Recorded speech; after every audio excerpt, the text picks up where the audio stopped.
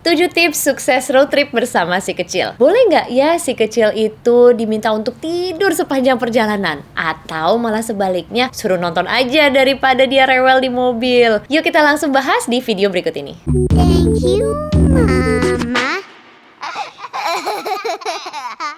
Tips nomor 1 adalah bawa bantal untuk si kecil. Tetapi usahakan semaksimal mungkin kalau anak kita tertidur di mobil, tidurnya jangan terlalu lama. Nanti mama dan papa pusing loh kalau sampai dia ketiduran terlalu lama dan malah saat kita sampai ke destinasi malah dia semringah, gak mau bobo, nanti malah mama dan papa yang gak bisa istirahat. Batasin waktu tidur biasanya maksimal 2 jam. Boleh banget kok bawa bantalnya, kemudian kita bawa selimutnya, kita pastikan si kecil benar-benar nyaman. Kalau anak kita itu masih di bawah usia 2 tahun, paling bagus mereka duduknya di car seat, mereka tidurnya di car seat untuk keamanan kita bersama. Kalau anak kita sudah lebih besar, boleh kok dia tidur bersama dengan kita, senderan di kita, atau di pangkuan kita. Kita boleh juga membawa boneka kesayangannya atau barang kesayangannya supaya dia tidak terlalu rewel dan dia tetap masih merasa nyaman. Nomor 2, yang paling sering bikin deg-degan adalah si kecil mau makan apa nih selama road trip? Nah, padahal kita udah borong segitu banyak cemilan dari supermarket, tetapi kayaknya kok anak kita tetap masih lapar, kok anak kita makannya jadi kebanyakan, kok anak kita malah jadi tambah aktif. Apa mungkin cemilan yang mama dan papa beli itu cemilannya manis semua, bergula semua, atau malah sebaliknya makanannya terlalu asin, terlalu banyak sodium. Ini yang menyebabkan anak kita jadinya pusing, jadinya tidak nyaman saat berroad trip. Makanan-makanan kemasan ini paling sering menyebabkan kembung, kadang-kadang mereka malah sering mual dan kesannya malah mabuk kendaraan. Padahal ternyata karena makanannya tuh yang membuat mereka kembung. Jadi tips yang terbaik untuk makanan si kecil selama road trip adalah kalau anak kita makannya sudah makanan padat, maka kita usahakan bahwa makanan padat itu adalah makanan yang gampang untuk kita bawa, untuk kita simpan tanpa harus kita hangatkan lagi. Contoh-contoh makanannya adalah roti abon, martabak telur, perkedel, nugget buatan sendiri. Jadi makanan-makanan ini sebetulnya akan tetap enak meskipun suhunya dingin.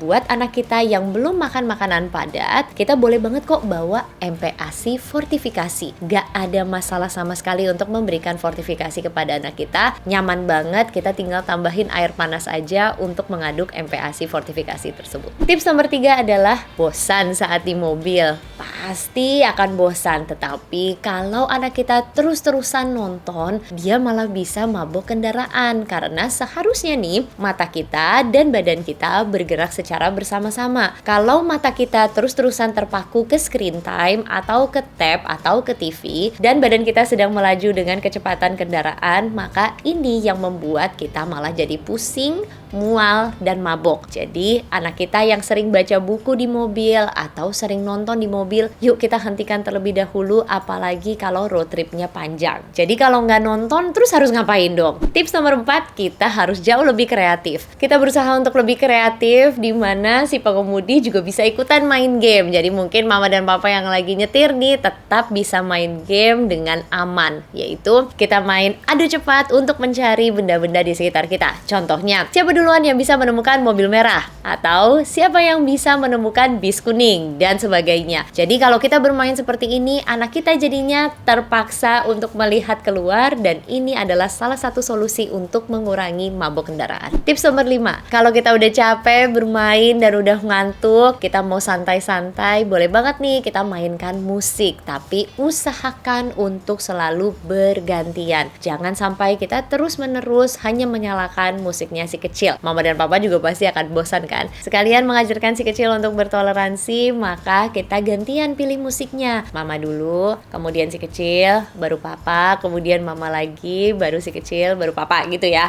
Jadi jangan sampai sepanjang perjalanan kita mendengarkan lagu Baby Shark, ya kan mama papa?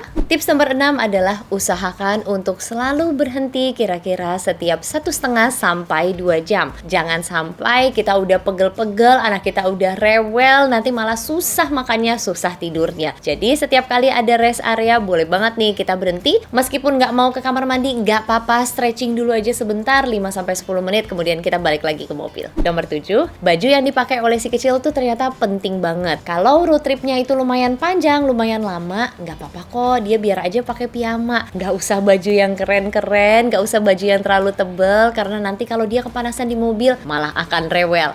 Jadi mendingan kita bawa selimut atau kita bawa jaket jaket. Saat si kecil kedinginan, dia boleh memakai jaket. Saat si kecil kepanasan, dia boleh membuka jaketnya. Jadi yang penting nyaman, bukan keren. Kalau ternyata mama dan papa ingin traveling naik pesawat, boleh banget nih check out video kita di sini. Semangat terus mama papa.